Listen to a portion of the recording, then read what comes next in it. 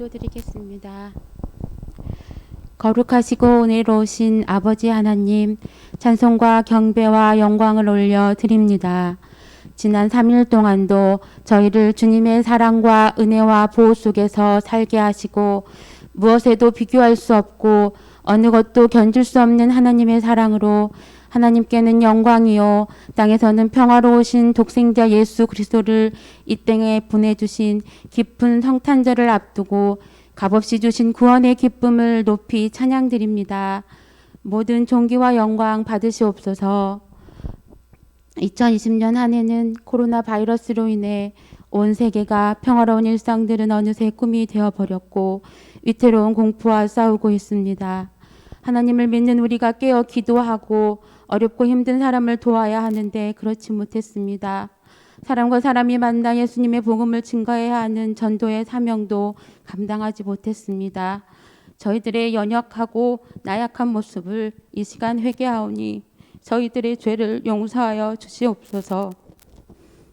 시끄러운 세상 속에서 걱정과 불안으로 어느 곳으로 갈지 몰라 방황하는 것이 아니라 우리를 지금까지 지켜주시고 보호하시고 함께해 주신 성령의 하나님 의지하며 나갈 때 두려워하지 말라, 내가 너와 함께하리라 기억하며 이 세상과 담대히 맞서 싸우는 주님의 자녀가 되게 하옵소서. 사랑의 하나님, 이 시간 우리의 몸된 교회를 위해 기도합니다.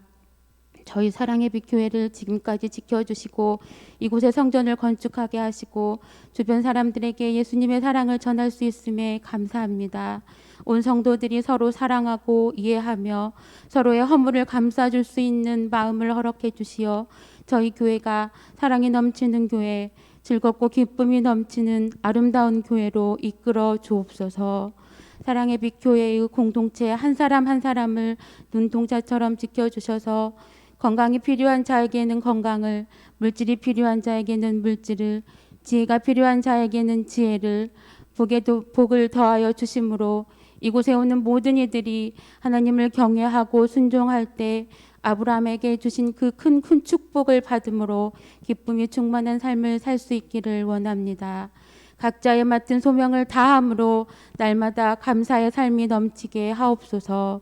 새로 오시는 신진선 목사님, 이사와 모든 과정 속에서 형통하게 하시고 사랑의 빛 교회에서 사명 감당하실 때 기쁨이 넘치는 사역 하실 수 있도록 성령님 인도하여 주옵소서. 이 시간 단위에 세우신 박종기 목사님을 위해 기도합니다. 평생토록 하나님 말씀을 증거하는 목자의 삶을 살아오신 목사님의 사랑의 빛 교회에서의 수요일 밤 마지막 설교를 앞두고 있습니다. 지금까지 하나님 나라의 소명을 위해 헌신하셨던 수고와 노고에 하나님 은총을 허락하시고 지금까지 인도해 주신 임마누엘 하나님께서 앞으로도 영육간에 강건하게 하시고 어느 때든지 귀한 말씀을 증거하는 사명이 있으시길 간절히 원합니다. 오늘 들려주시는 복된 말씀으로 그 말씀을 듣는 우리의 심령이 쪼개지고 부셔져서 하나님 보시기에 아름다운 모습으로 거듭나길 원합니다. 목사님께서 그토록 말씀하신 내 이웃을 내 몸과 같이 사랑하라 하신 말씀 기억하며 행함이 있는 믿음 되게 하옵소서. 이 자리에 함께하지 못한 성도들도 동일한 복으로 채워주시고 다음에는 함께 모여 예배드릴 수 있는 여건이 되게 하시고 이 자리를 사모하는 참 예배자의 모습이 되게 하옵소서. 어렵고 힘든 시기 지치거나 낙심하지 않게 하시고 오직 주님만 앙망하며 새 힘을 얻게 하옵소서. 지금은 처음 시간이 오니 마치는 시간까지 성령님 인도해 주시고 주님 홀로 영광 받으시옵소서. 거룩하신 예수님의 이름으로 기도드립니다. 아멘.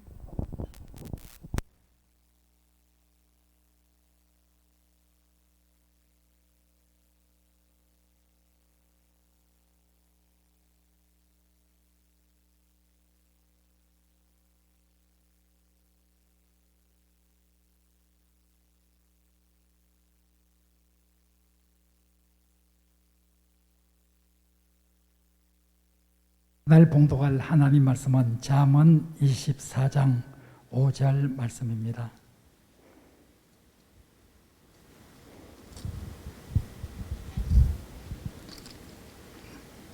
잠언 24장 5절을 함께 봉독하겠습니다. 지혜 있는 자는 강하고 지식 있는 자는 힘을 더하나니. 우리는 지금 우리의 지식과 지혜를 더하기 위해서 우리 그리스도인들로서 꼭 알아야 될 이런 기본적인 내용에 관해서 공부를 하고 있습니다. 첫 번째 시간은 성경을 중심으로 한 이런 내용에 대해서 살펴보았습니다. 지난 수요일 두 번째 시간에는 찬송에 관한 내용들을 주로 살폈습니다. 그리고 기도에 관한 것도 일부 살폈습니다.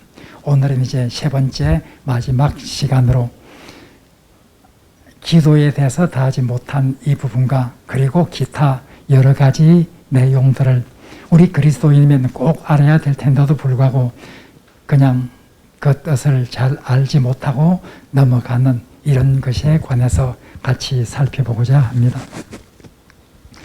지난 시간에 우리가 기도를 할 때 아멘이라고 하는 뜻은 어떤 의미로 하는가 하는 것을 말씀드렸습니다.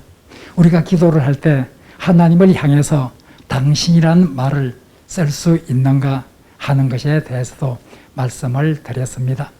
또 우리가 기도할 때 목사님을 위해서 기도하고 또 장로님을 위해서 기도하고 성도님을 위해서 기도하는데 이런 기도할 때 하나님 앞에서 님이라고 하는 이런 존칭어를 쓸 수 있는가 하는 것도 우리가 살펴보았습니다.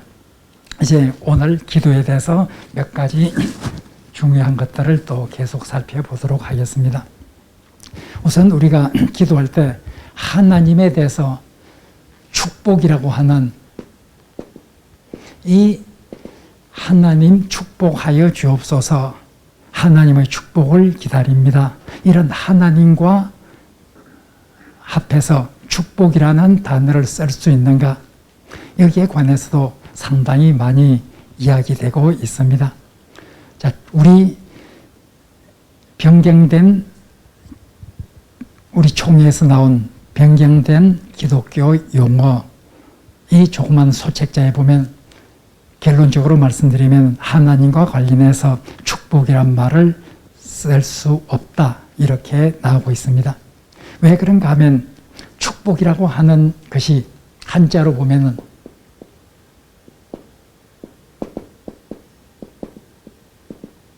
이렇게 돼 있죠. 이 축이라는 뜻은 빌축다, 빈다는 뜻입니다. 또 복은 복복자입니다. 그럼 복을 빈다.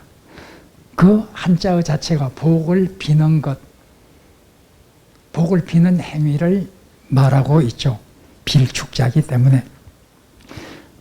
우리 인간이 하나님을 향해서 복을 빌 수는 있지만은, 예를 들어서 어떤 목사님이 성도를 위해서 축복할 수 있죠. 복을 빌 수 있죠. 그것은 하나님을 향해서 복을 비는 거죠. 우리가 하나님을 향해서 복을 비는 것은 우리 인간이 하는 것이죠. 그런데 하나님이 복을 비느냐, 하나님이 복을 빌어달라, 하나님께서 우리에게 복을 빌어달라, 이것은 논리적으로 잘 맞지를 않죠. 하나님은 복을 주시는 분인데 복을 빌어주는 분은 아니죠. 하나님은 복을 주시는 분으로서 하나님이 복을 빈다. 누구를 향해서 하나님께서 복을 비는가? 하나님 자신이 복을 주시는 분인데 하나님이 복을 빈다고 하는 이런 것은 맞지를 않기 때문에 하나님과 관련해서 하나님의 축복을 원합니다. 또 하나님 우리를 축복하여 주소서, 이런 말은 옳은 것이 아니다. 변경된 기독교 용어사전 우리 총회에서 나온 데 보면 이것은 사용한 것은 불가하다 이렇게 결론이 나와 있습니다. 그런데 사실 약간은 좀 이 축복이란 말을 쓰는 데 대해서 그렇게 안 된다고 이렇게 못을 박아야 되는가 하는, 거기에 관해서는 조금은 다른 생각도 할 수 있다고 생각을 합니다. 왜냐하면 언어란 것은 원래의 의미는 복을 빈다는 말에서 나왔을지라도 많은 사람들이 어떤 개념을 가지고 쓰고 있다면 그것이 오랜 시간을 거쳐서 그것이 표준어가 될 수도 있고 하는 어느한 것은 생로병사 사람처럼 그런 어떤 단계를 거치는 것을 볼 수 있기 때문에 많은 사람들이 축복이라고 하는 이 단어를 어떤 하나님의 복, 행복, 우리 사전에 보면은 축복을 찾아보면은 특히 명사로 쓸 때 바로 이 원래는 하나님이 내리는 복 이런 뜻에서 나와 있지만은 이것이 행복이나 복이라는 이런 의미로 크게 쓰인다고 하는 것이 분명히 나와 있습니다. 그러면 이것이 그냥 꼭 복을 빈다는 뜻이 아니라 행복이나 복이라는 그런 뜻으로도 쓰이는 그런 것이 일반화되어 있고 사전에도 행복, 복이라는 단어와 바로 거의 같은 개념으로 쓰고 있다고 하는 것이 정해져 있다고 하면은 하나님의 축복이라고 하는 이런 말을 쓰는 것이 곧해요 우리가 너무 지나치게 틀렸다고만 너무 틀렸다고 지나치게 그렇게 확언해서 말하는 것은 조금 어려운 것이 있지 않을까 저 개인적으로는 그런 생각도 들기도 합니다. 축복하다라고 하는 동사인 경우에는 보다 우리가 안 쓰는 것이 더 좋겠죠. 그러나 하나님의 축복, 명사인 경우에는 축복이라는 이 개념이 상당히 넓어져서 행복과 복이라는 이런 의미로 오늘날 널리 쓰이고 있기 때문에 명사로 하나님의 축복 이런 말을 쓰는 것은 그래도 좀 괜찮을 수도 있지 않은가 그런 생각을 해볼 수도 있죠. 그러나 가장 좋은 것은 논란이 있는 것은 안 쓰는 것이 좋습니다. 우리 총에서 나온 거기에도 축복이라는 말은 명사든지 동사든지 불가하다, 하나님과 더불어서 연결해서 이 단어를 쓰는 것은 불가하다 이렇게 나와 있고 어쨌든 이것이 논란이 되는 용어이기 때문에 구태여 이런 논란이 되는 것을 우리가 쓸 필요는 없죠. 그러니까 하나님과 관련해서는 하나님의 복, 하나님께서 복을 내려주소서 이런 식으로 축복이라는 말 대신에 복을 쓰는 것이 더 사실 정확하고 더 논란을 피하는 것이 되겠죠. 자, 축복이라는 단어에 대해서는 말씀을 드렸습니다. 또 우리가 기도할 때 예수님 이름으로 기도합니다. 이 말, 예수님 이름으로 기도합니다. 자, 이 용어를 기도 마지막에 쓰고 있는데 이 예수님 이름으로 기도합니다라고 하는 이 문구나 이 어구가 들어가지 않으면 그 기도는 무효가 된다. 자, 이렇게 말하는 것을 아마 많은 사람들이 들었을 것입니다. 이 문구가 없으면 그 기도는 무효다. 그런데 정말 예수님 이름으로 기도합니다 하는 이 말을 제일 뒤에 문자적으로 쓰지 않으면 그 기도는 다 무효가 되는가? 우리가 한번 생각해 보죠. 우선 주기도문, 우리가 주기도문으로 하나님께 기도를 하죠. 주기도문에는 예수님 이름으로 기도합니다가 없어요. 그런데 기도는 기도인데 왜 예수님 이름으로 기도합니다가 없는가? 예수님 이름으로 기도합니다가 없으면 다 기도가 무효가 된다고 하면 주기도문은 어떻게 무효가 되지 않는가? 제가 인터넷에서 찾아봤더니 어떤 사람이 네이버 지식에다가 물었어요. 예수님 이름으로 기도합니다라고 하는 것을 넣지 않으면 안 된다고 말하는데 주기도문에는 왜 예수님 이름으로 기도합니다가 없어도 되나요? 누가 물었더라고요. 거기에 대한 답을 읽어보니까 그건 예수님께서 하신 기도이기 때문에 우리가 예수님이 하신 기도를 그냥 그대로 하기 때문에 안 해도 된다.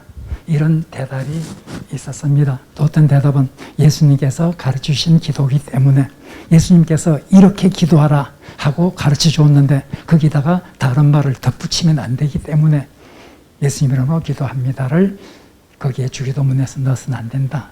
이런 말을 하는 분들도 있고요. 다 추측이죠. 그래서 그럴까요? 예수님이 가르쳐준 기도이기 때문에 덧붙여서는 안 되기 때문에 여기에는 그 말을 쓰지 않는다.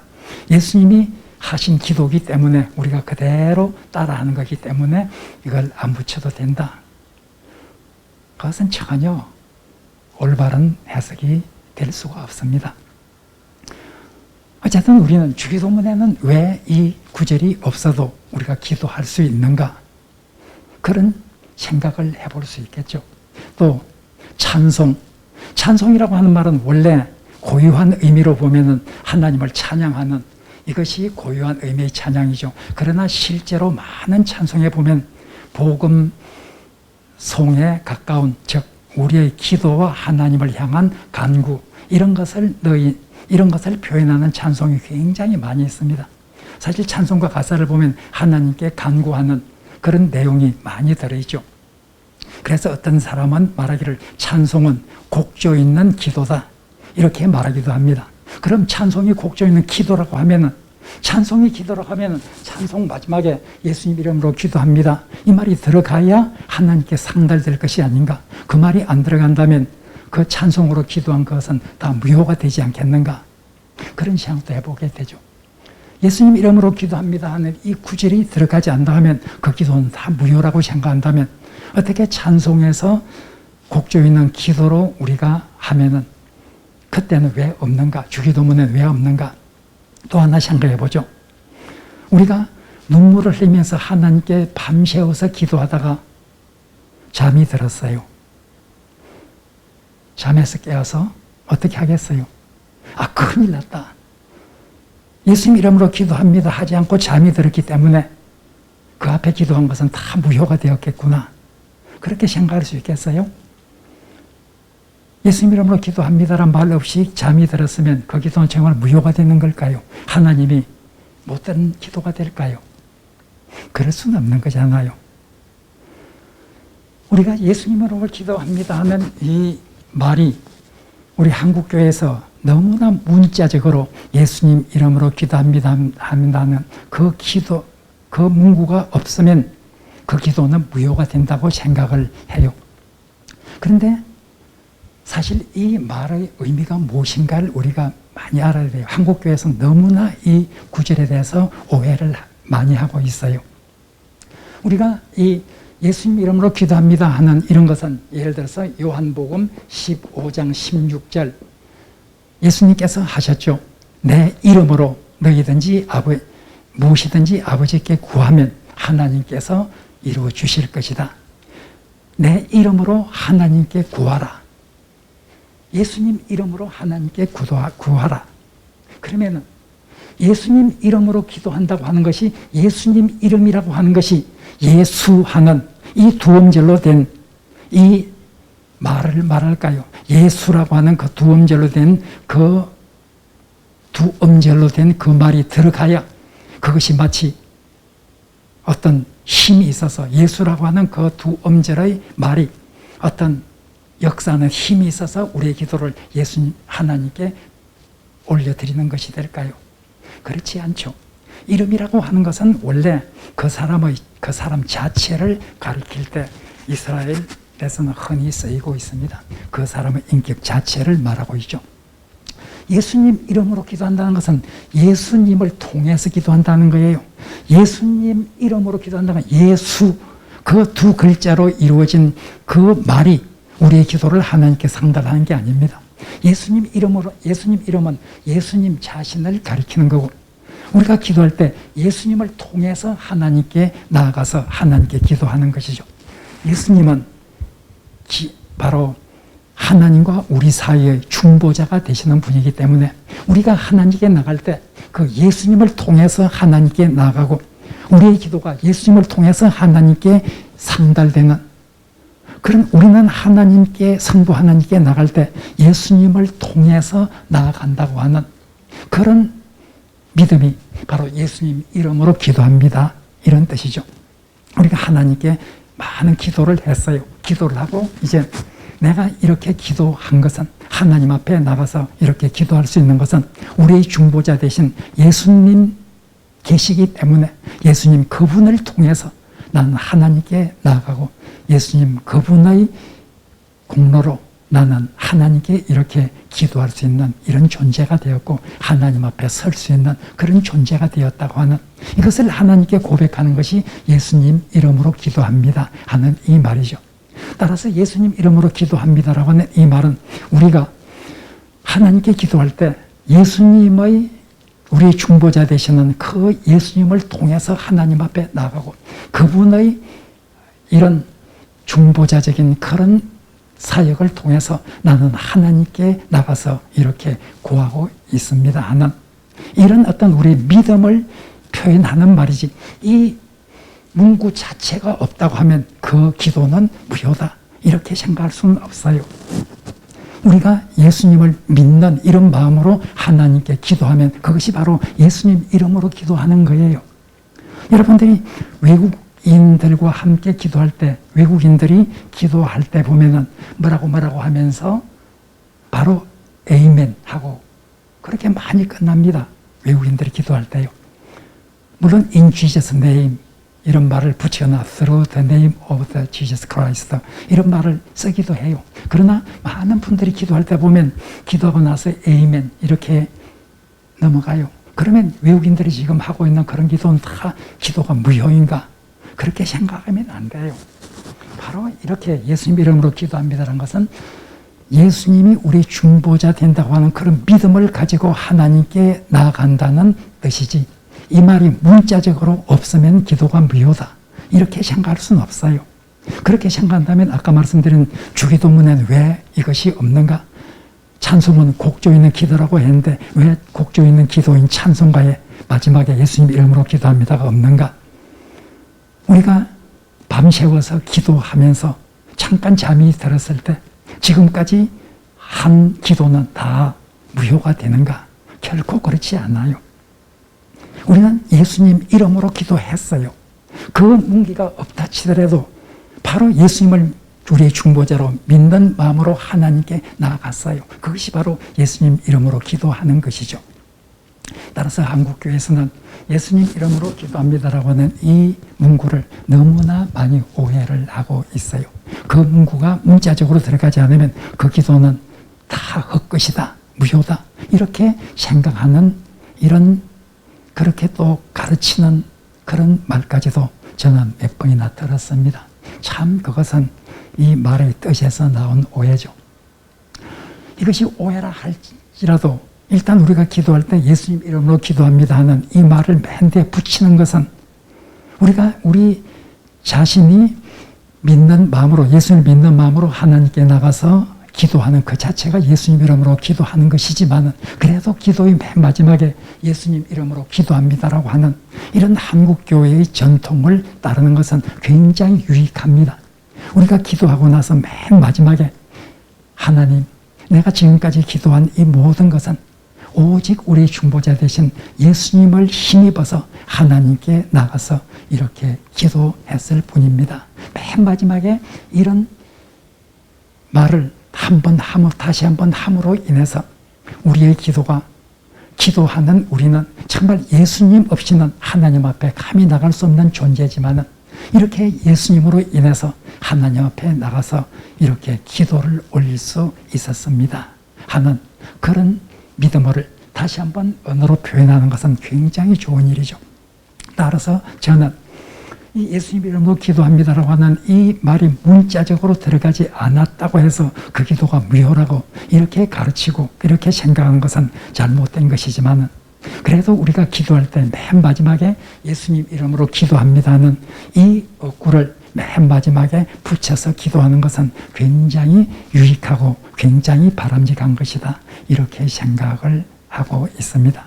어쨌든 여러분들도 예수님 이름으로 기도합니다라는 이런 표현을 맨 뒤에 넣어서 기도하는 것이 가장 바람직하고 이상적이죠. 그러나 그렇게 하지 않은 경우의 기도를 들었을 때 바로 에이멘 하고 끝났을 때 지금까지 기도는 다 무효가 아닌가 이런 생각은 할 필요가 없다는 것 기억하시면 되겠습니다. 우리가 기도를 할 때 우리 변경된 기독교 용어 거기에 보면은 다음 같은 내용이 나와 있습니다. 주님 혹은 하나님, 다음에 주님이시여, 주님이시여, 하나님이시여 하는 이런 주님, 하나님 부르는 이 혹격 다음에 쓰는 조사, 혹격조사라고 부르는 이런 말을 붙이는 것은 불가하다. 이렇게 용어사전에 나와 있습니다. 그래서 주님이시여, 하나님이시여 이렇게 부르는 것은 옳지 않다, 불가하다 이렇게 나와 있죠. 그 근거는 이렇습니다. 왜 이렇게 쓸 수가 없는가? 이 혹격조사, 철수야, 누구야, 혹격 다음에 야를 붙여서 그 사람을 부르는데 야를 붙이는 이것은 바로 낮은 사람이나 동급 혹은 동물들을 향해서 철수야, 누구야 이렇게 부르는 것이지 높은 사람을 향해서는 쓸 수 없는 것이다. 그렇게 해서 주님, 하나님은 더 높은 분이기 때문에 이런 혹격조사를 붙일 수가 없다. 이렇게 설명이 되어 있습니다. 우리 국어사전에도 제가 이 말이 정말 그런가 하는 것을 보기 위해서 국어사전에 찾아보니까 국립국어원에서도 야는 동급이거나 낮은 사람에게 혹은 동물들에게 이렇게 혹격조사 야를 붙일 수 있기 때문에 누나, 윗사람에게 누나야 이렇게 부르는 것은 옳지 않고 높은 사람들에게 이 말을 야를 붙이는 것은 옳지 않다. 이렇게 분명히 나와 있었습니다. 그런데 이제 제가 보기에는 약간의 문제가 있습니다. 왜냐하면 야는 낮은 사람이나 이런 동물들에게 붙이지만은 이여,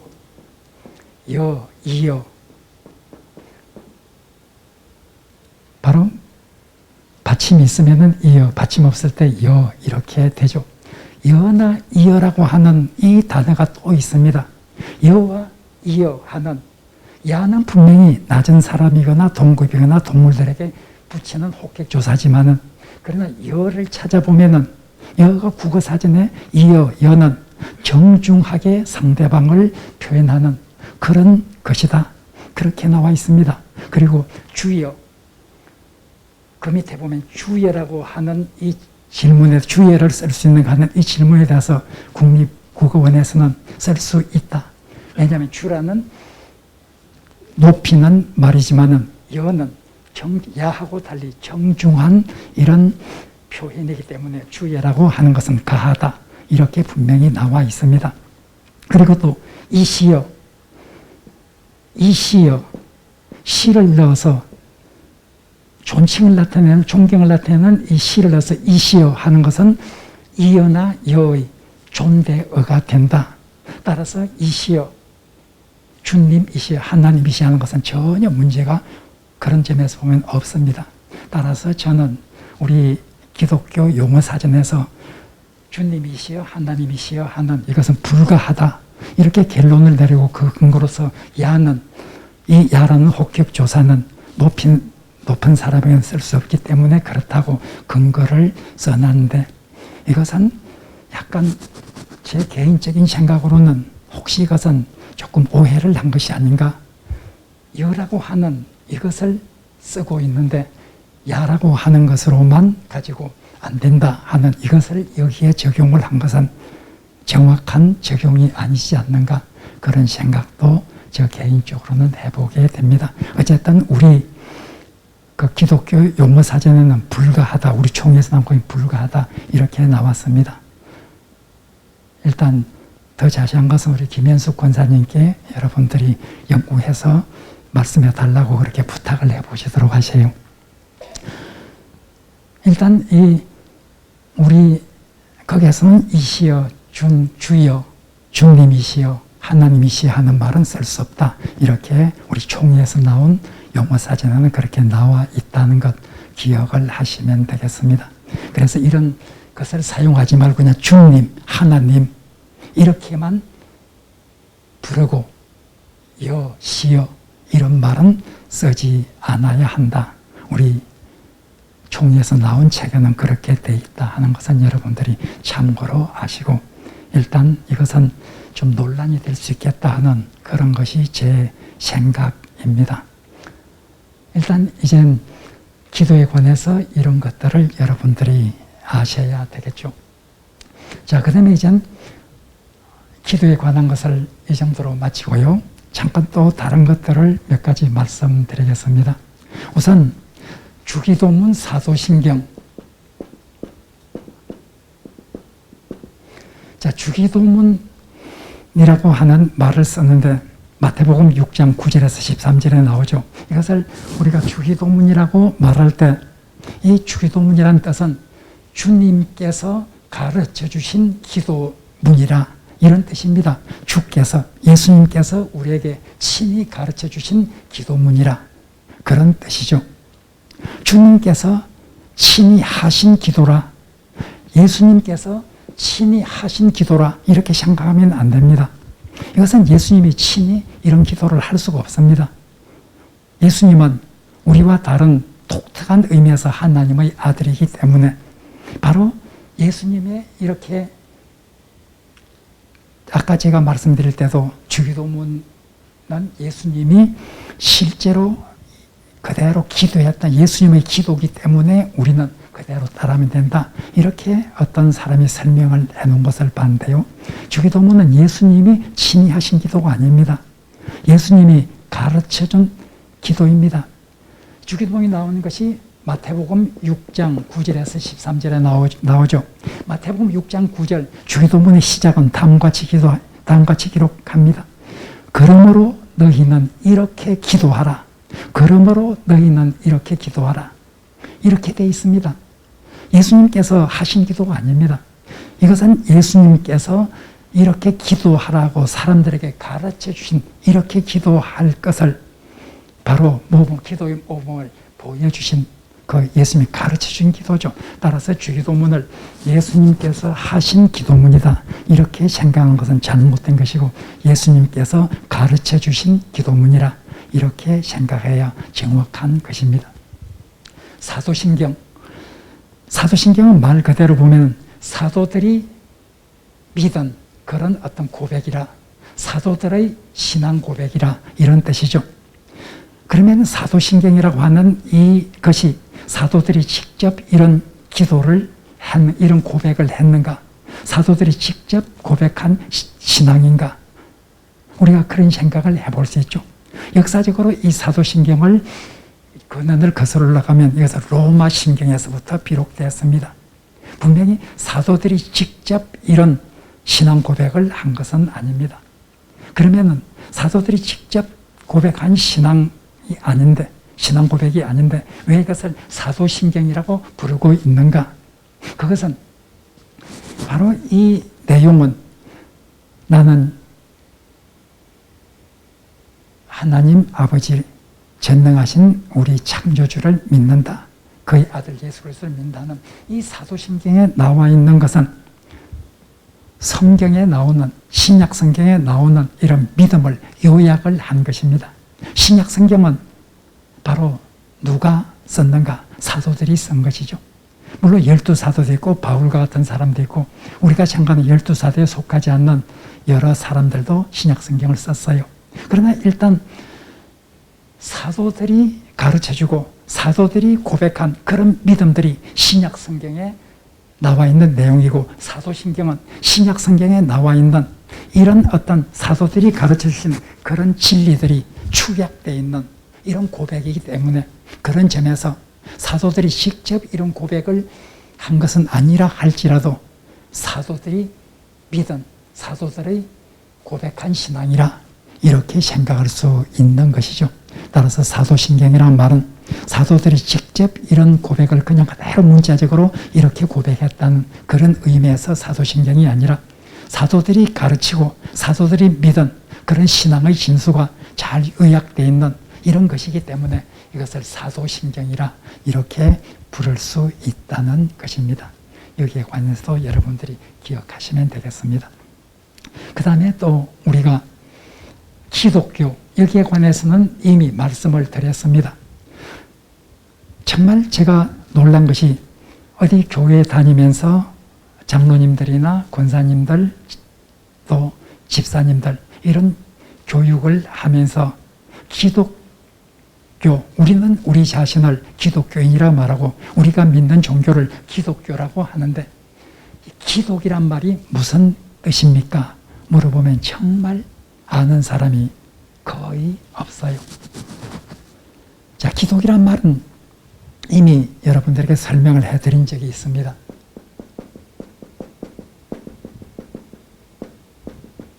기독이라고 하는 이 말은 한자로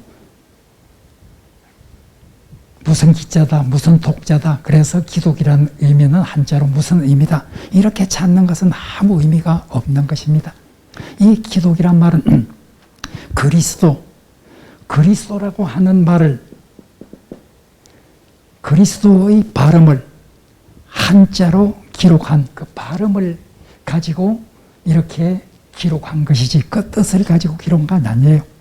기독이라고 하는 이 발음, 이 단어는 그리스도를 음어로 음력을 해서 한자로 기록한 것이죠. 따라서 기자가 무슨 기자고 독자가 무슨 독자고 해서 기독이라는 뜻이 한자로 무슨 의미다. 그건 아무런 의미가 없습니다. 그냥 음을 중국어로 이렇게 번역을 한 거죠. 우리가 보기에는 그리스도란 말과 기독이란 말이 너무 음이 잘 맞지 않다 그렇게 생각이 되겠지만 기독이라고 하는 이 말은 우리말로 한글로 만들어서 발음한 것이고 중국 사람들이 이 두 글자 우리가 기독이라고 읽는 이것을 발음할 때는 기독 우리처럼 그렇게 발음하지 않습니다. 발음은 달라집니다. 어쨌든 이 기독이라는 뜻은 그리스도를 중국어로 음력을 한 그런 어떤 단어라. 그래서 우리 한국교회도 중국어의 영향을 많이 받았기 때문에 중국에서 쓰는 이 말을 그냥 그대로 가지고 와서 기독교 이렇게 말하고 있죠. 그래서 오늘날은 우리가 기독이라고 하는 말은 한자의 음력이고 그 말 자체가 음을 음력한 것이기 때문에 기독이란 말을 쓰지 말고 그냥 그리스도교라, 기독교라 쓰지 말고 그리스도교로 쓰자. 이런 제안이 지금 여러 곳에서 나오고 있는 가운데 있습니다. 어쨌든 기독교 할 때 기독이라는 뜻이 무슨 뜻인지 그것은 바로 그리스도라는 뜻이다 하는 것을 아시면 되겠습니다. 그 다음에 우리가 사람이 죽었을 때 흔히 소천한다, 소천하셨다 이렇게 써요. 소천하셨다. 오늘 우리 권사님께서 소천하셨다. 이렇게 소천하셨다는 말을 쓰고 있습니다. 이것은 잘못된 표현입니다. 우리 기독교 용어 사전에도 이것은 잘못된 표현이다. 이렇게 나오고 있습니다. 소천이라고 하는 말은 불을 소자죠. 불을 소, 하늘천, 하늘의 부름이라 이런 뜻이죠. 그러면 소천했다고 하는 말은 주가 어떤 목사님이 A 목사님이 소천하셨다. 어떤 목사님이 A 목사님이 소천하셨다. 이렇게 하면은 사실 말이 안 되는 거예요. 왜냐하면 소라고 해서 불을 소자고 하늘천, 하늘의 부름을 말하는 건데 소천이라고 했을 때 주어는 소천한 것은 하나님이 소천하는 것이지 어떤 목사님이 소천하는 게 아니잖아요. 우리가 소명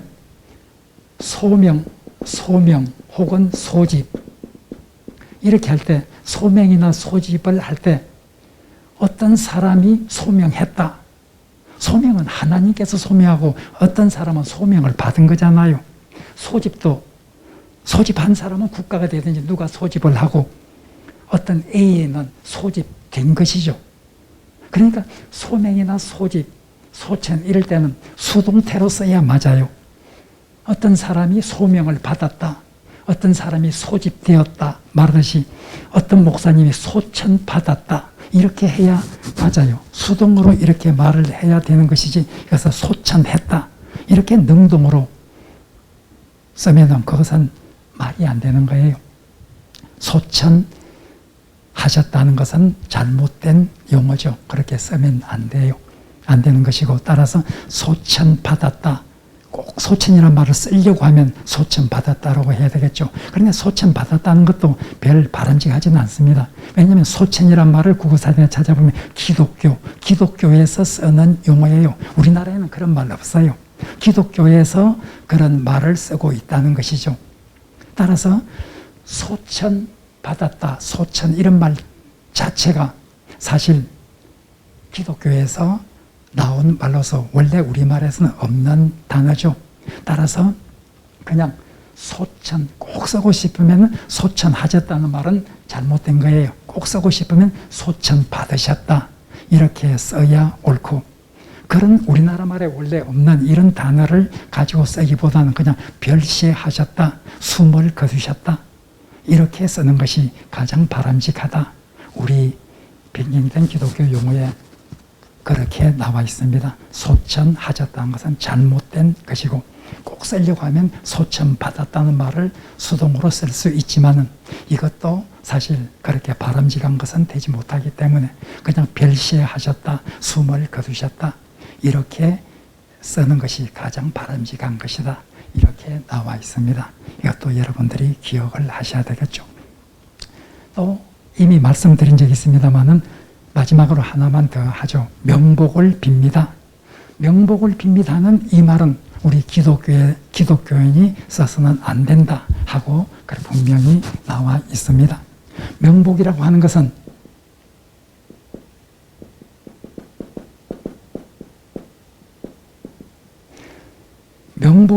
것은 원래 불교의 용어예요.